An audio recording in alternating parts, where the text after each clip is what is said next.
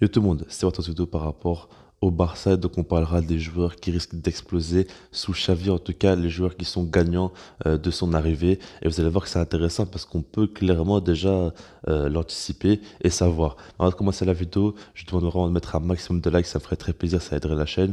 Ça fait longtemps que je vous avais pu demander et à chaque fois que je vous le demande, vous faites de gros scores. Donc voilà, je compte vraiment sur vous, ça me ferait très plaisir. Et donc voilà, maintenant par rapport à Xavi, c'est pas encore officiel au moment où je tourne la vidéo. Après, je sais pas trop quand ce sera officiel, aujourd'hui, demain, dans une semaine, je sais pas du tout. Maintenant, ce que je sais, et je pense que vous l'avez vu, c'est que Xavi donc, a parlé publiquement et a dit qu'il veut venir au Barça en tant que coach et que lui il a déjà un accord avec la direction. Le seul truc maintenant, c'est que les deux clubs s'entendent donc sur un accord. On parle comme quoi donc le Qatar voudrait organiser un match amical entre les deux équipes pour rendre hommage à Xavi. Et en tout cas, en gros, le Qatar, ils veulent pas d'argent parce qu'ils n'ont pas besoin, mais tout ce qu'ils veulent, c'est de la visibilité et ils veulent en profiter pour en gagner un maximum. Donc du coup, on verra bien ce que le Barça va accepter ou non.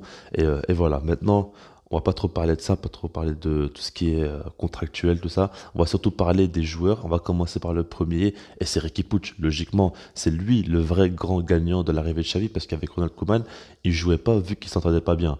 Déjà par rapport à ça, donc il avait aucune chance de prouver s'il méritait de jouer ou non. Et là maintenant, déjà, peu importe le coach qui vient, il aura sa chance de prouver s'il a le niveau ou non. Maintenant, le truc, c'est qu'il a la chance d'avoir un joueur qui a été une légende du Barça, qui a joué en tant que milieu de terrain et qui, selon moi, est l'un des meilleurs milieux de terrain de l'histoire du foot. Bon, après, c'est mon avis, mais bon, je pense qu'on est quand même très nombreux à être d'accord là-dessus, hein. Xavi Hernandez, quand même, c'était quelque chose. Et le truc, c'est que Xavi était aussi à l'intérieur. Et le truc aussi, encore une fois, c'est que leurs profils se ressemblent quand même. Donc, du coup, ça aide beaucoup Riqui Puig, franchement. Parce que moi, je parle du principe où tous les milieux de terrain du Barça, il risque vraiment d'apprendre beaucoup de choses et de vite progresser. C'est un peu logique, c'est comme Ronald Koeman avec les défenseurs, même si on n'a pas vu grand-chose, normalement il devait un peu progresser. Après c'est encore différent parce que défenseur c'est pas la même chose. Mais le truc c'est que Xavi, on sait très bien que lui il porte beaucoup d'importance au milieu de terrain, que ce soit par rapport à sa tactique, que ce soit par rapport aux joueurs, il aime beaucoup les milieux de terrain, ça on le sait. Et du coup Riqui Puig, c'est parfait pour lui. En plus, pour ceux qui ne savent pas, ça fait quand même quelques années que Xavi parle de Riqui Puig et il dit que voilà, c'est un jeune talent de la Masia vraiment qui a de quoi réussir ou tout ça. Il parle beaucoup de lui en positif. Il a toujours bien aimé depuis pas mal de temps. C'est le premier pour moi qui en parle vraiment fortement de lui. Et du coup, voilà, ça fait que les deux s'entendent plutôt bien. Il admire déjà le joueur. Il va lui donner sa chance, ça c'est sûr et certain. Et on verra bien s'il va réussir ou non. Après, moi, je ne pourrais pas vous dire s'il va réussir ou non, mais en tout cas, il a la chance de pouvoir réussir. Après, le truc, c'est que maintenant, il y a du Pedri, il y a du Nico, il y a du Gavi. Il y a même du Frenkie de Jong, faut pas l'oublier non plus. Donc voilà, quand il y a du monde au milieu de terrain, ça va être compliqué pour lui, mais en tout cas, il aura sa chance et il sera en tout cas dans les meilleures conditions pour réussir. Ensuite, le second joueur, on va parler aller d'Ousmane Dembélé. Parce qu'en gros, Dembélé, comme vous le savez, là, il revient de blessure. Alors, ce qui est intéressant, c'est que Xavi a déjà parlé d'Ousmane Dembélé. Et il a dit que selon lui, Dembélé, il a le potentiel pour devenir l'un des meilleurs joueurs au monde. Donc ça veut dire déjà qu'il admire beaucoup de joueurs qu'il aime bien. Et il a dit tout simplement qu'il a besoin un peu plus d'être cadré, on va dire avoir un coach qui reste beaucoup derrière lui. Il a besoin aussi de travailler plus, de proposer plus, de réfléchir à comment il pourrait être encore meilleur, tout ça. Et c'est un petit peu logique. Donc du coup, si jamais il vient, moi je pense qu'il fera un travail personnel sur Dembélé. Parce que ça en vaut le coup, clairement.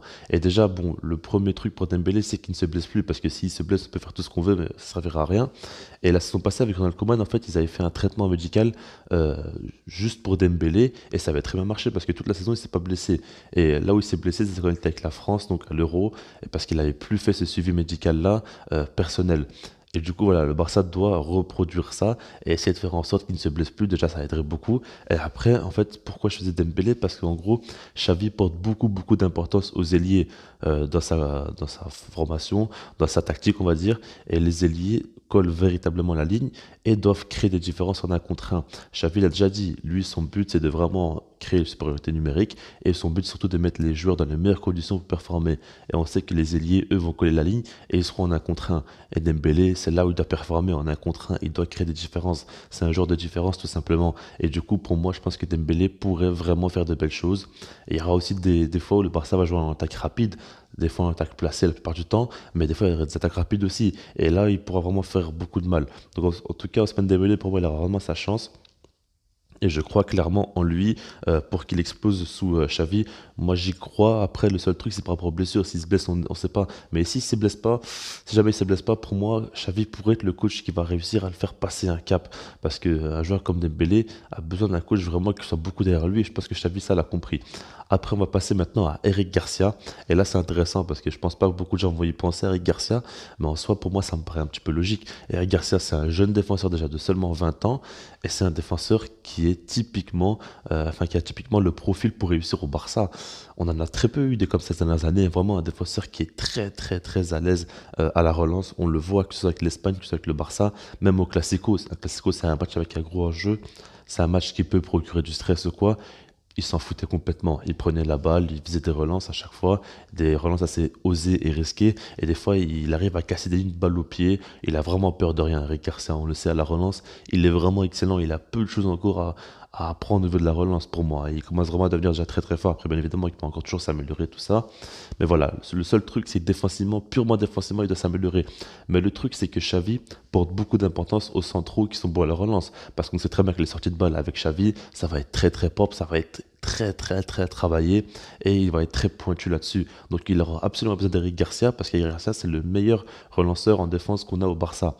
Donc du coup je pense qu'il va beaucoup beaucoup l'utiliser et qu'il va avoir beaucoup d'importance dans la composition et dans la tactique de Xavi. Donc de ce fait, moi je me dis clairement qu'Eric Garcia pourra exploser parce qu'il aura un gros gros rôle et en plus de ça il aura beaucoup de temps de jeu. Donc tout sera réuni pour qu'il puisse réussir.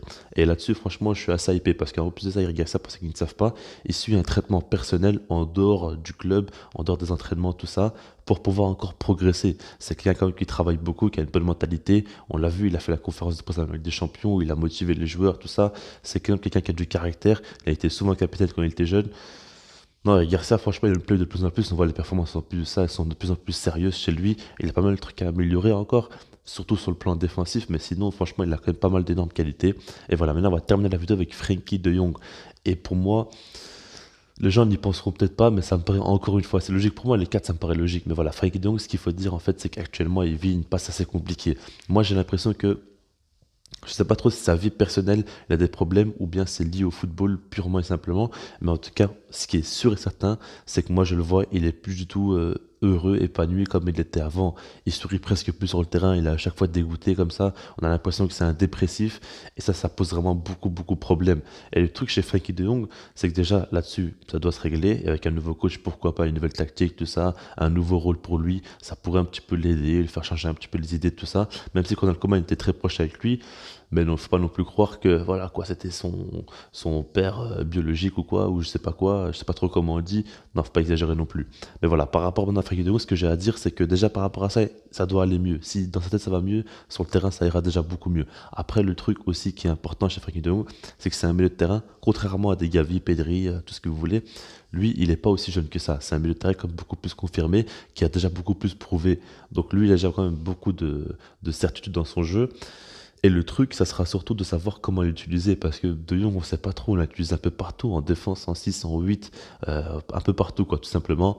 Et le truc avec Xavi, ce sera de voir comment il va l'utiliser. Est-ce qu'il va le mettre en 6? Est-ce qu'il va le mettre dans un double pivot? Est-ce qu'il va le mettre dans un rôle d'intérieur, où là, il aura beaucoup de responsabilités dans le jeu? Je ne sais pas trop, mais en tout cas, je pense que Xavi parlera beaucoup avec lui et essaiera vraiment de voir qu'est-ce qui serait le mieux pour Frenkie de Jong. Et là-dessus, ça m'étonnerait pas qu'il puisse exploser, parce que lui a déjà toutes les qualités, il peut déjà. Enfin, il a déjà un très haut niveau. Donc, du coup, il faudra juste le mettre dans les meilleures conditions et il pourra directement performer, Frenkie de Jong. Alors que des Gavi, des Pedri ou quoi, ils doivent encore un peu progresser, vous voyez. Ils ont encore une grosse marge de progression. Mais lui, il a surtout, il n'est pas encore à son top, hein, mais évidemment, il peut encore progresser, mais il doit surtout être mis dans les meilleures conditions. Et c'est pour ça que moi, franchement, je crois beaucoup fait que Frenkie de Jong puisse enfin véritablement exploser. Parce que la saison passée, il avait fait une saison très très bonne, hein. Franchement, il avait fait des matchs excellents, tout ça. Après, dans les grosses rencontres, il y a eu des fois où il n'était pas trop présent, c'est vrai, mais en général, il était quand même très bon. Et voilà, dis-moi comment ça s'est passé par rapport aux joueurs, et puis sinon, moi, je vous dis, peace.